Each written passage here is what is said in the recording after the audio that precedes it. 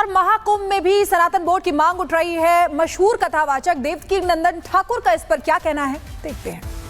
ये जो सनातन धर्म संसद रखी गई है वो सनातनियों की सुरक्षा के लिए, जो हमारी पूजा है, जो हमारी परंपराएं हैं, जो हमारी विद्या संस्कृति है, जो हमारे आने वाले समय में ये जो सारी चीज़ें हैं, वो बहुत गौ माता है। ये सारे क्रमों को अगर एक संयुक्त बोर्ड सुरक्षित कर सकता है तो इसी के लिए धर्म संसद यहाँ पर की गई है, जिसमें हमारे जगत गुरु शंकराचार्य भगवान द्वारकापीठ वाले पधार रहे हैं, जिसमें हमारे निम्बार्काचार्य भगवान पधार रहे हैं, जिसमें आदरणीय अवधेशानंद गिरी जी पधार रहे हैं, कैलासानंद गिरी जी पधार रहे हैं।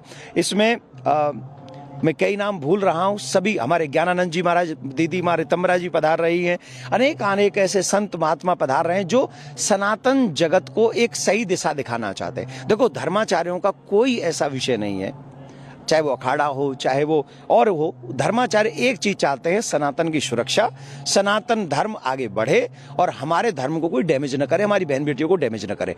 इसी उद्देश्य को लेकर सनातन धर्म संसद रखी गई है और इस धर्म संसद से जो इस कुंभ का एक अमृत और एक मैसेज निकलेगा वो हम सभी समाज को, ये जो सनातनी धर्माचार्य हैं वो देंगे और हम आशा करते हैं इस संसद से सनातन जगत को एक नई दिशा मिलेगी।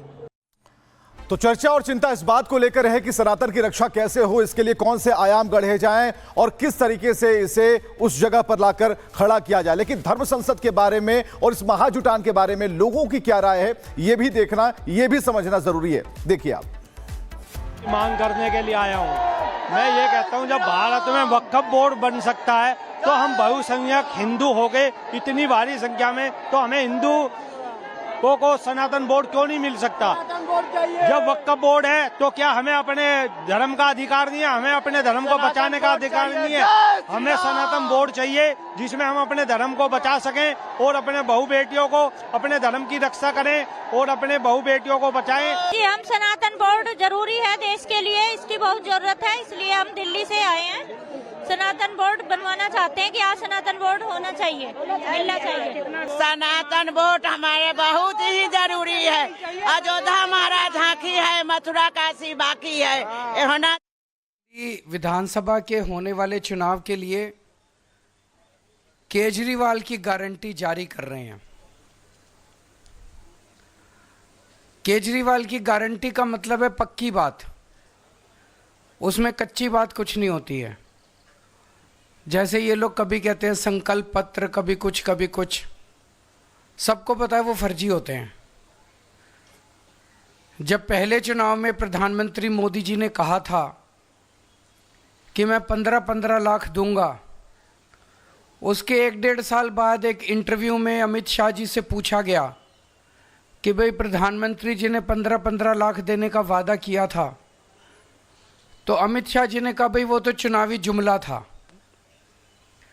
तो भारतीय जनता पार्टी, कांग्रेस पार्टी, ये दूसरी पार्टियां जो हैं, ये चुनाव में जो भी घोषणाएं करती हैं वो चुनावी जुमले होते हैं, वो अलग अलग नाम से करती हैं।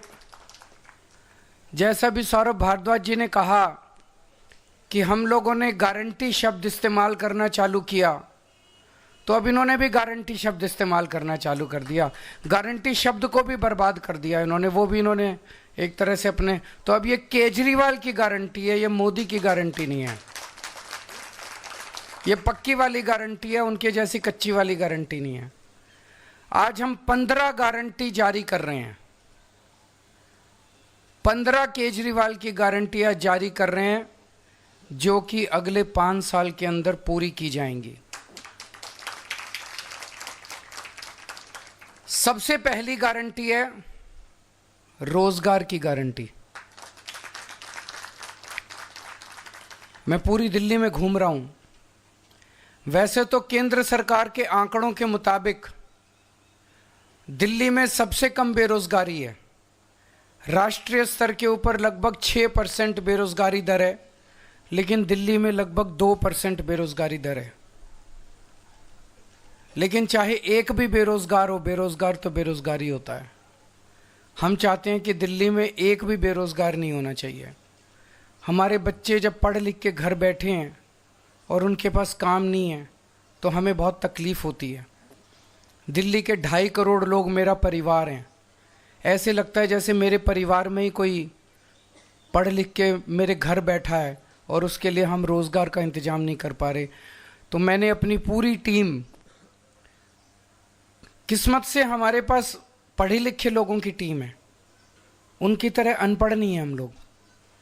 हमारे पास आतिशी जी हैं, मनीष सिसोदिया जी हैं, राघव चड्ढा जी हैं, संजय सिंह जी हैं, गोपाल राय जी हैं, सौरभ भारद्वाज जी हैं, सतेंद्र जैन जी हैं, सारे पढ़े लिखे लोग हैं।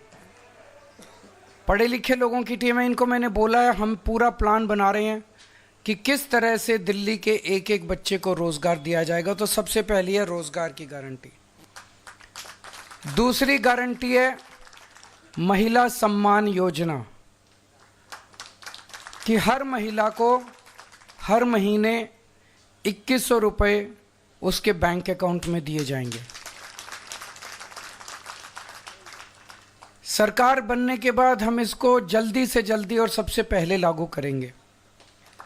तीसरी गारंटी है संजीवनी योजना, कि हमारे बुजुर्ग 60 साल से ऊपर होने पे उनको ये चिंता सताती है कि बीमार हो गए तो क्या होगा, कहाँ इलाज कराएंगे, बच्चे पता नहीं इलाज कराएंगे नहीं कराएंगे। तो मैं उन सभी बुजुर्गों को ये आश्वासन देना चाहता हूँ कि आपका बेटा जब तक जिंदा है आपका मैं अच्छे से अच्छा इलाज कराऊंगा, चाहे उसे ये सरकारी अस्पताल में कराना पड़े चाहे प्राइवेट इलाज अस्पताल में कराना पड़े, उसका सारा खर्चा दिल्ली सरकार देगी। चौथी गारंटी है पानी के गलत बिल आने की, कि एक साल पहले तक दिल्ली में सबके 0 पानी के बिल आते थे। फिर इन्होंने हम सबको एक एक करके षड्यंत्र करके फर्जी केस में जेल भेज दिया। पीछे से इन्होंने पता नहीं क्या षड्यंत्र रचा।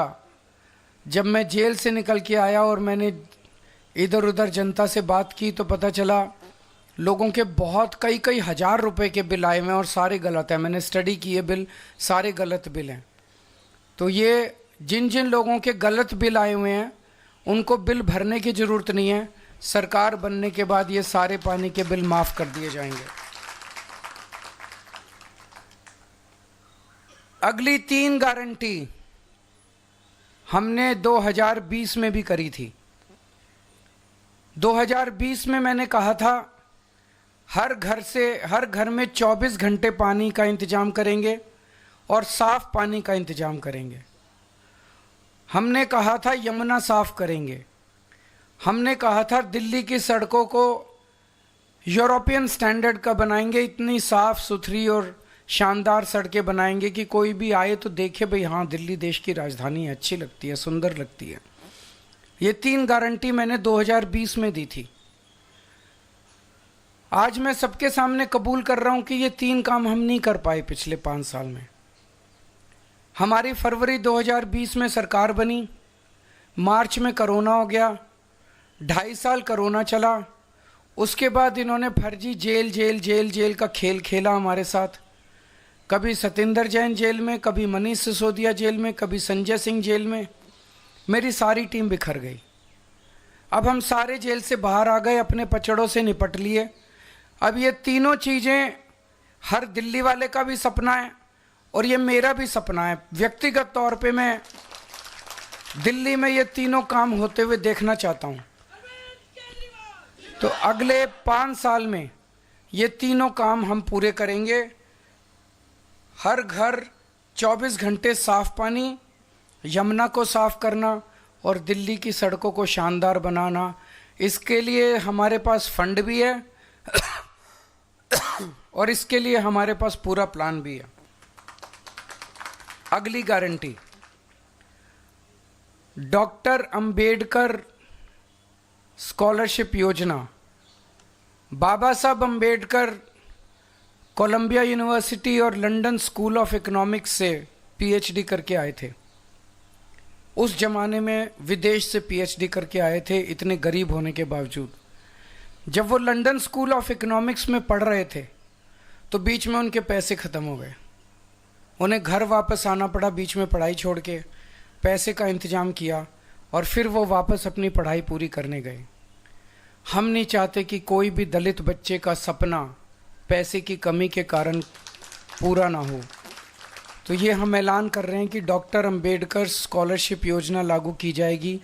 दलित समाज का कोई भी बच्चा फॉरेन की किसी यूनिवर्सिटी में एडमिशन ले ले, उसका सारा पढ़ाई का, आने का, जाने का, रहने का, खाने का, पीने का खर्चा दिल्ली सरकार देगी। अगली गारंटी स्टूडेंट्स के लिए है, चाहे कॉलेज के